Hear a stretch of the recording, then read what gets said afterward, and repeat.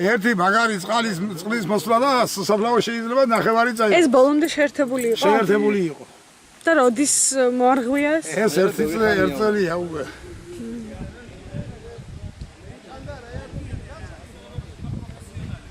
ჩვენი სათხოვარი არის სოფლის მოთხოვნაც არის მოსახლეობა ძალიან შეიწუხებული ვართ, რომელიც მოედინება მდინარე ჯუნი, უერთდება ამას ჭოუშიას. გვერდით არის ამაში როგორც კარჩიც ნახავთ, მოდიოდა კახა წყალს ეზახიან ამას, რომელიც ჯებირი გაარღვია, შეუერთდა ისევ ჯუნს, ჯუმის მომატებისას გადმოდის ეს მოსახლეობაში, რომელიც იწვევს მოსახლეობის შეწუხებას. ძირითადი წყვილს და საქონლებს, სანადგურებს, თხილნარს სანადგურებს, ესე ერთი წელი იყო ისეთი პერიოდი, თხილი მოსული იყო, რომელიც ჩამოცვენა იყო დაწყებული და მოსახლეობა კალათი დაძევდა წყალში თხილს. წყლის აღებულს რა უნდა მოკრიბოდა, რა უნდა იყო და აი ეს არის ჩვენი ძირითადი მოთხოვნა, რომელიც აი ამჯერ იყვნენ, თვითონ დააპროექტეს, სურათები გადაუღეს, რამოდენიმე სამსახური იყო.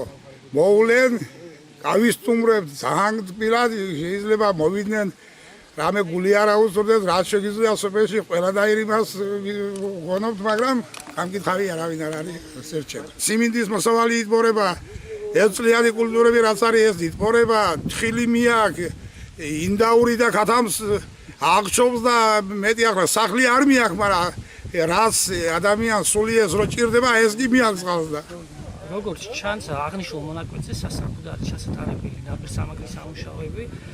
იმდენად, რამდენადაც მდინარის ადიდების შემთხვევაში საფრთხე ექმნება მოსახლეობას, აგრეთვე მთელი სოფლის საბარგულებს, რომელიც ადიდების შემთხვევაში არაერთხელ დაატბორილა.